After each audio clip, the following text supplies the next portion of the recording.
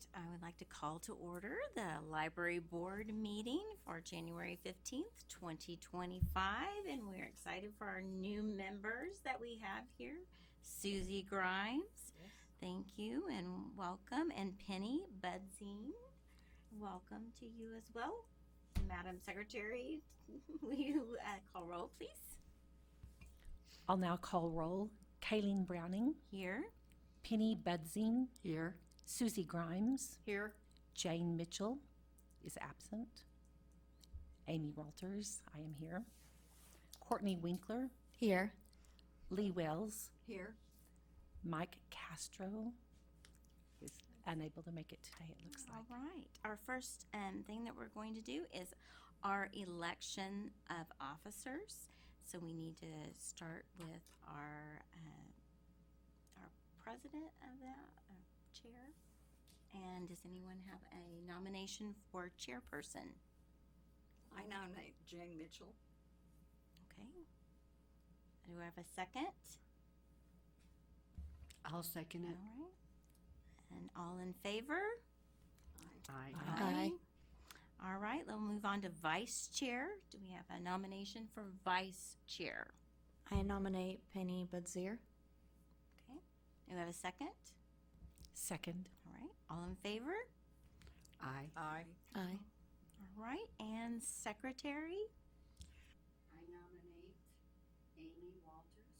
All right. I'll second that. And all in favor? Aye. Aye. All right. That's all of that. All right. And do we have any visitors that we would like to recognize today? You don't. All right. We'll move on to approval of October 16th minutes. Do I have a motion to accept the minutes from October 16th? I move that we accept the minutes. All right. Do we have As a second given. on that? Second. All right. And all in favor? Aye. Aye. All right. And the librarian's report. Thank you, Sarah. Thank you so much. I appreciate you all being here today. I know this is kind of a new and different experience, but we're going to all get used to it, and in no time we're going to think it's absolutely nothing.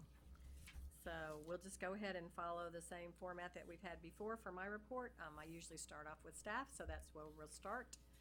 As you all remember from last time, we had lost our young adult programmer, and that position is still not going to be filled, so we're minus that one. And then on October 14th, Moira Woodall, who was a 19-hour part-time circulation clerk, resigned to go work full-time at Cattleman's. She's a foodie anyway, so she found a full-time job, and so she's left us, and we were not allowed to fill that position either. So we're flying a wing and a half short right now. We have, since we don't foresee getting to fill these positions in the near future, we've reassigned some tasks. My assistant Shauna is doing the adult programming. My children's programmer is filling in and doing young adult programming, and I'm buying the young adult materials and going to the detention center and doing the book talks for the young adults, and we're just making it work. So unfortunately, that's caused us to cut back some on our programming starting this fall.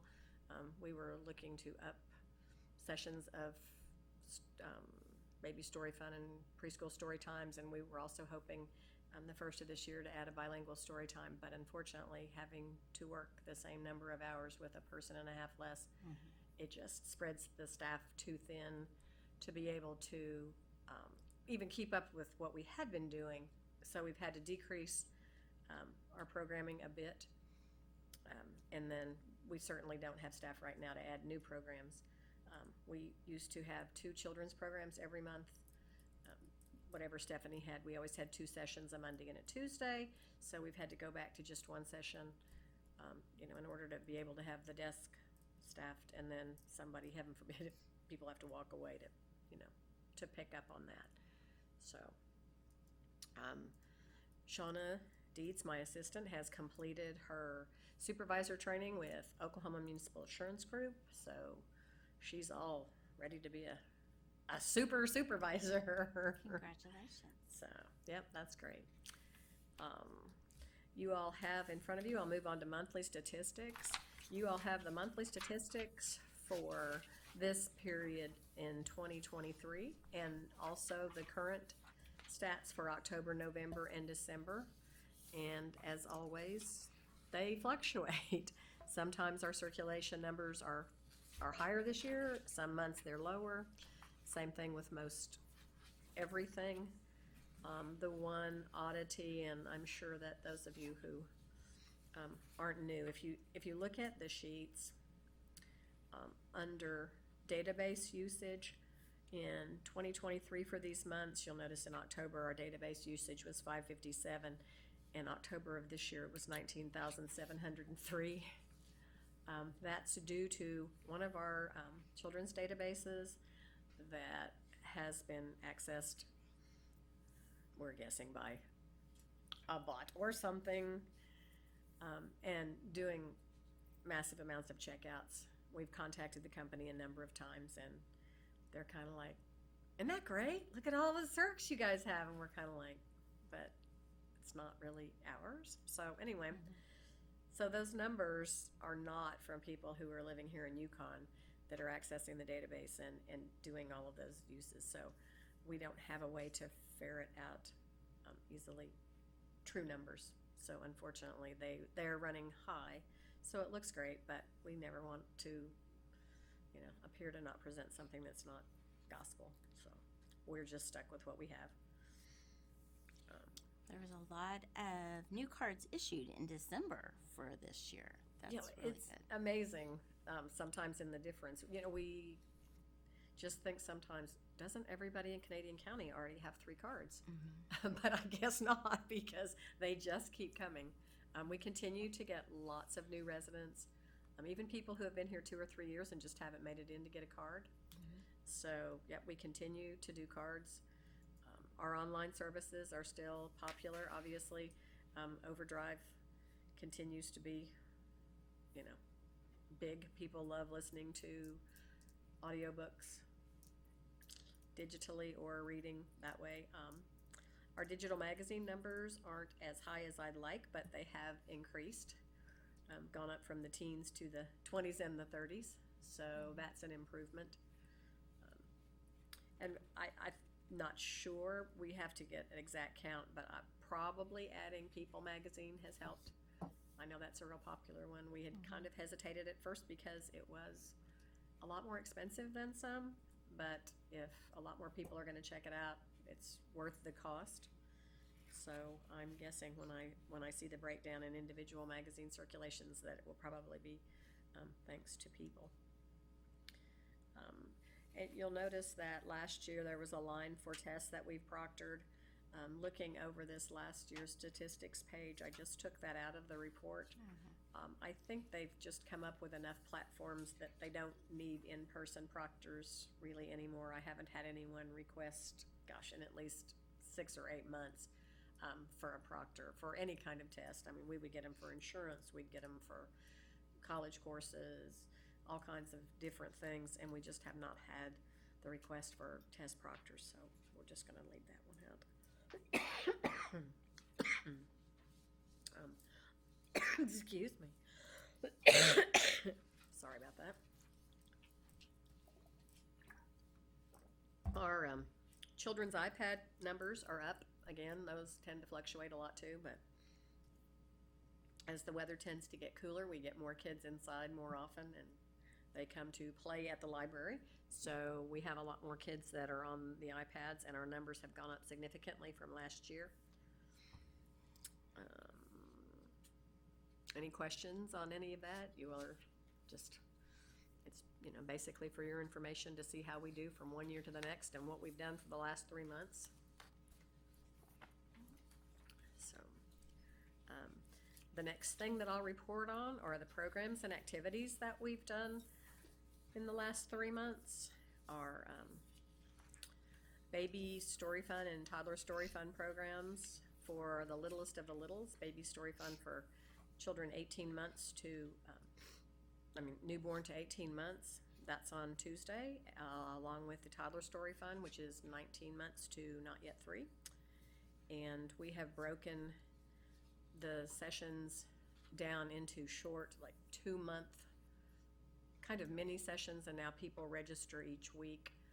We would get a number of people who would register, and the program would be full, and people were on the waiting list, and then people just didn't show up, and then they didn't call, and so we couldn't serve as many people. So now we have people sign up each week, and we tend to do better in terms of numbers and consistent people who come. If they know they're going to be gone for 2 weeks, they don't register for that, and that leaves more space for someone else.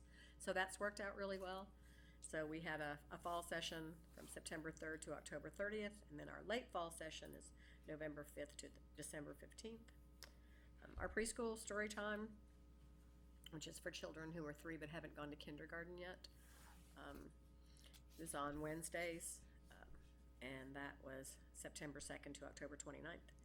And we were having 2 sessions at that time before our staff got cut back, one at 10 and one at 3, and then in November we had to go back down to just 1, so we just have a 10 o'clock session, and that late fall session was November 6th to December 16th.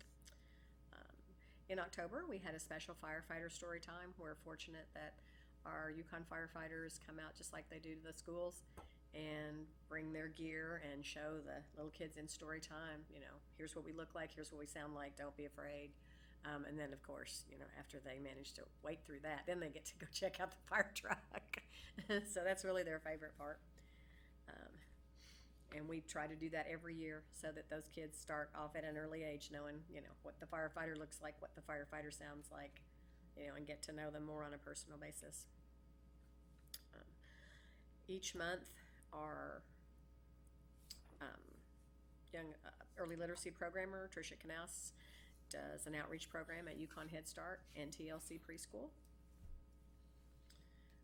Our elementary school programs are for grades K through 5, and in October we did an art program, I Love Art, learning about and creating a collaborative art display of Wasily Kandinsky's art. Okay, Stephanie makes me learn all about all kinds of new artists. So I'm not much of an art person and I can't draw, but she always finds things that you can draw. So all of the kids work on their individual piece of art, and then Stephanie takes it and makes a huge bulletin board with everybody who's done it out of it, so that there's a large group art project, so everybody can come into the library and show off and see what they've done and what everybody else has done. In November, we had a Cookies for Teachers program that was sponsored by Yukon American Legion Post 160. They provided us with supplies to make cookies in a jar gifts for their teachers and give those away. So that was special. And then in December, we had a Christmas card making crafternoon where kids got to come in and use various art supplies to make Christmas cards to give to their friends or loved ones or whatever. We still are having tween programming, which is for kids who are in grades 4 to 7. In October, we had it was called Introduction to Programming Using Sphero-Bolt, and that is a programmable robot. There's a young man from OSU, Canadian County OSU Extension Center, named Todd Branson, who came out and facilitated that program and taught the kids how to program the robot, so that was very cool. In November, to celebrate International Games Week, the kids got to play games and do Mad Libs, which is always fun. And then in December, they made beaded keychains. We did have family programs in the evenings for all ages, and they were usually a Lego program, but that's been temporarily discontinued due to our staff shortage, because it's really difficult for me to have an extra staff person and a helper work in the evening to do the program and have enough staff to cover the daytime and the circulation desk, because I never just leave one person up at the front door by themselves. There's always 2 on desk at a time. Our young adult programs, they kind of suffered for a little bit. We didn't have one in October, but we got back on the horse in November, and Stephanie has started coming up with great ideas for our teens. Those are for our kids in 6th to 12th grade. In November, she did a DIY crock charms program where the kids made crock charms out of shrinky dinks and other weird everyday items that are easily accessible. In December, she did glass bottle decorating with them. Remember Mod Podge? Still around. Well, we have people who really like those Starbucks coffee drinks, that you get in the refrigerator section, and we had bunches of those. Where did we get those? And they Mod Podged their bottles, so they either have a nice piece of decor for their room or a gift to give someone else. And they really enjoyed that. And they learned what Mod Podge was. We have always done book talks, well, ever since I was young adult programmer, and that's before, Jesus was born. I started doing book talks at the Canadian County Children's Justice Center, and that's something that my young adult programmers have always done. So we kind of had a little hiccup for a couple of months, but because everyone has to be background checked, we don't have anyone but me that is background checked, and that was like my favorite thing ever. So I've picked up doing that, and in December I went back and did a book talk program for the kids in the detention facility on the current intermediate and high school Sequoia lists. And then we also, the library staff gets together and we put goodie bags together with things like Capri Suns, candy bars, cookies, and things. We make those for the kids that have to be there on Christmas Day.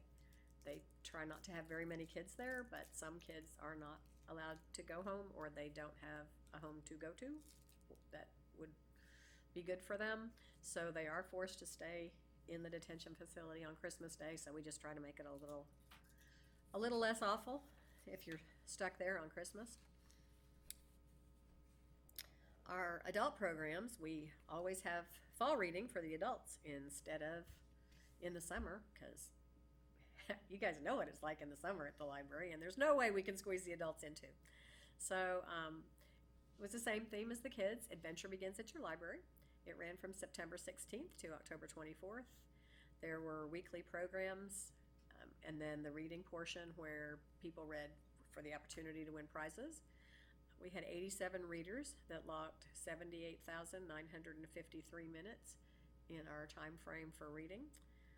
And in October, our weekly programs were a puzzle adventure. Science Museum Oklahoma presented that. They brought out all kinds of puzzles, riddles that you had to solve, matchstick puzzles, locking, those interlocking things where the pieces work just so or don't work just so, and boxes that you had to get into, all kinds of neat. It was real hands-on, and everybody got to go around and try to work all of the puzzles. That was really fun. Then we had a culinary adventure where Donna Young from Canadian County OSU Extension Center came out and did pancakes around the world and made all different kinds of pancakes for people. And then the grand finale was Bigfoot Adventure. We had the Native Oklahoma Bigfoot Research Organization. Yes, they're real. These rabid guys who go out and chase Bigfoot sightings. And they've got technology, and they've got, all kinds of evidence, and they've got videos, and came and played all this stuff for us. And I forget how many people we had, but a bunch, up 30 something, I think. It was surprising to me that there were that many people who were really anxious to learn all about Bigfoot. So that was interesting. So that was a big success. In November, Shauna presented Be Your Own Barista. She taught people how to make their own coffee creams and coffee syrups. She's a good foodie, and she's pretty crafty too. And then in December, we had a guest presenter, Tammy Humphrey, who is Courtney's stepmom. Came out and did a program for us called Deck the Halls, and she brought all of the supplies and taught everybody how to make a holiday flower arrangement. She formerly worked at Yukon Flowers and Gifts, and everybody went away with something that didn't look like a kid did it. So it was really nice, and they all were pretty. We took a big group picture. We're still having page turners, which is every month. It meets on Fridays. It's read what you like and come talk about it with people book club. Always looking for new people if you guys need a book club. Sean helps facilitate that one too. And that's pretty much it for our programs for the last 3 months. Our funding or budget things that have gone on in the last 3 months. Friends of the Library continues to hold book sales at the old library building the first and third Saturday of every month unless it's a holiday. They also had their quarterly meeting October the 14th, and this year they had a booth at the Pumpkin Harvest Craft Fair and earned an additional, well, it was over $200, so it wasn't a bad day. At $1.50. It's not a whole lot of money. The Canadian County Library Consortium, which some of you, I'm sure you don't know what that is, so I'll tell you. There's 4 libraries in Canadian County: Yukon, Mustang, Piedmont, and El Reno. And for the last number of years, we have all come together as a group to meet, share ideas, and it's a good place for librarian therapy sometime when you just need to talk to another librarian. You know how it is with teachers. Sometimes you just need to talk to somebody that doesn't work in your building maybe, but works in another one. Anyway, so years ago, one of the librarians had found that there was a fund that the county commissioners had called the Educational Facilities Authority, and it was money that had been run through there because of school building projects, and they had not spent that money. So we went and asked them to give us 50 cents for every Canadian County resident, and we told them that we would divide that money fairly between us, and what we used as a fair formula was what the State Department of Libraries uses to give us our state aid funding. They determine how much of the population in each county each library has, and so we are the largest library, and so we got like 31% of the money, and then Mustang got the next amount, and on down. So we went in October on the 21st, and we asked them to fund us again, and they did approve funding. We have not ever raised the amount that we asked for, but as the population continues to grow, the amount of money goes up, obviously, because we still ask for 50 cents for every resident. And they approved that. It was a total of $91,202 that the 4 libraries divided, and our share ended up being $31,008.68. The best thing about that funding is they have always felt that we knew best how to spend the money, and that whatever we needed it for, we could use it for, so we don't have any restrictions on it. Just recently, out of that money, I bought some new book carts. I don't remember how many years it's been since we've had a new book cart. It's just, they don't promise that we will get it every time we come, so we can't count on it as technically regular funding, but it certainly helps out when we have a large purchase that we need to make, or an emergency comes up, or there's just something that we need. So that's awesome. Ladies Library Club had their annual auction from the 3rd of November to the 16th. They had guest AT on the 14th and community coffee on the 15th. And this year they made $6,765.65 from the silent auction, due in large part to one generous donor that gave us a dozen tickets to his box seat at the Paycom Center, 6 tickets for a Thunder game, and 6 tickets for Trans-Siberian Orchestra, which were a real boon. So that was terrific.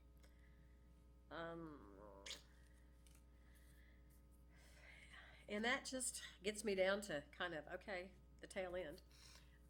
I guess the main thing that I wanted to share with you all is my concern about the 2 vacant budgeted library positions. There has been no mention, well, now there's an official hiring freeze. There was not at the time, but there is now. And so unfortunately, because of the money that will not be spent by our department, we will not be able to make maintenance of effort when we file our next state report. And if we don't make maintenance of effort and don't have a logical explanation why the library wasn't singled out, to lose money in their budget, why it was, across the board or whatever, then we'll lose that money for at least 1 year, which is unfortunate. And this year, I have been approved for $16,499. So that's how we usually fund our summer reading program. I also pay what we call it a temporary part-time employee. She is a teacher here in Yukon schools, and she works about 12 hours a week for us, usually one night a week and every other Saturday, and then in the summer she works more. So we've been funding that for a number of years so we could have extra help, especially in the summer, because we don't have like money for pages and things like a lot of libraries do. We just have, our staffing budgets. So like I said, with that, we pay for the summer reading program, and presenters have gotten incredibly expensive. We also buy additional materials based on the summer reading theme for each one of the reading programs. We buy our public performance movie license with that money. Just a number of things. If we run short in our city budget, say on postage, which happens frequently, we'll pick up postage out of there. That money can be spent basically on anything that isn't permanent, or vehicles. We can't buy vehicles with it, and it's like you can't do carpets, you can't do, anything that's permanent. So that'll be a big hit if we don't qualify, but we did qualify, or we did get approved for this year, and then the problem will be when we go to file our report. So that's a big concern. And not just even so much for the money, but we have always, ever since we've been offered state aid, we have always qualified, except for one year when the city had severe financial problems and all departments were cut across the board. And I just had to write a letter, and they said they understood that, can't help the financial problems, but we didn't get hit any harder than anyone else. So, I'm concerned. It's, we've always had such a good reputation in the state. We've always been a leader in terms of library. I mean, we've worked really, really hard to make our library the best of its size in the state of Oklahoma, and we don't want to see that suffer. So that's been tough, but that's I would all. love to kind of see even where going back to that with those summer programs and those numbers, like how many people. I mean, I know we've had that in the past. I know we've had those numbers in the past, but even like putting the cuts to a number of students that are going to be affected by that summer reading, I think that would be a good thing to have out there of how many people. And then also going back to your one daytime, your 3 p.m. program that was cut, and how many people are affected by that. So if we could, not just the dollars, but the people, if we could have more of those, if you could email that Sure. even to us of kind understanding of people not served, I guess. or people not whatever. And, served. Yes, Yeah. that would be beneficial. And the council, I mean, we had people who came and spoke to the council and told them that they encouraged them to fill these positions. They did not feel it was fair. And they talked to the city manager and made assurances that we would have summer reading. So that assurance is there, but Well, but this does not just affect summer reading. This affects all year long. This is staff that works all year long. It's programs that are cut all year, and it's not just that we've cut the teen program. We've cut the adult programming. We've cut the baby programming. I worked in the library I was hired by Ladies Library Club, and when the city took over, they said they would take care of the library and keep it up to standards. And I am very disappointed that our city council and our city manager this year has decided they don't want to do that. And Yukon has gone through a lot more financial problems than what we've got right now in the past, and they have always made state aid. So I think it needs to be addressed. And people need to realize it doesn't just affect summer reading. no. I mean, it affects morale and things too. I mean, it's tough on my staff. They don't feel valued. They don't feel like what we do is important. And it's so important. I mean, you know, those of us that love libraries, we know how important it is. So, but you know, there is an assurance out there. I don't know what that looks like, but you know, that's all I know. I can only tell you what I know.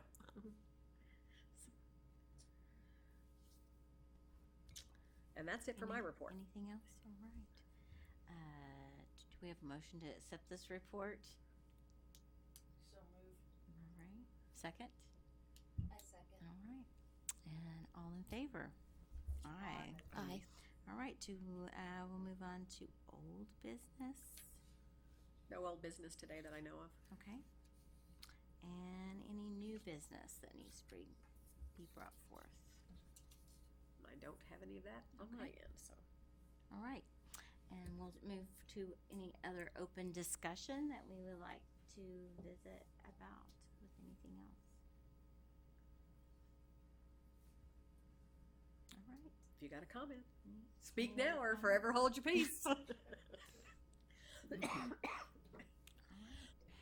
As a first timer, it's time to keep my mouth shut so that I learn and don't assume. Right. Well, for many years at study session, we have brought up to city council that we need more parking. Because and we've got a lot of city activities coming up, not just, if you go by the library during the day when there is, the Senior Citizen Center is active and we have programming, there's no parking.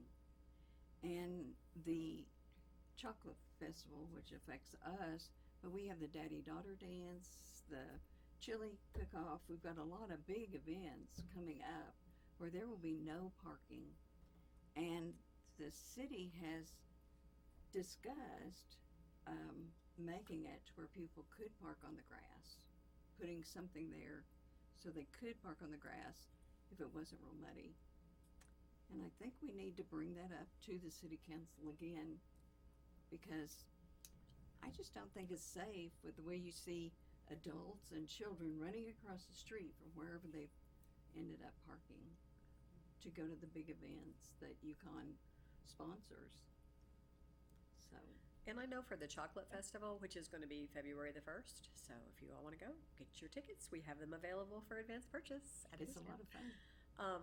We do try to use that west lot for parking if it's dry. The problem is if it's wet, you know, they don't want to ruin what grass and stuff are over there. So they do have some kind of rubber bump things, you know, so that people can go up into that parking lot if weather is cooperating. So you know, in February it can be great, it can be cold, it can be soaking wet. You never know.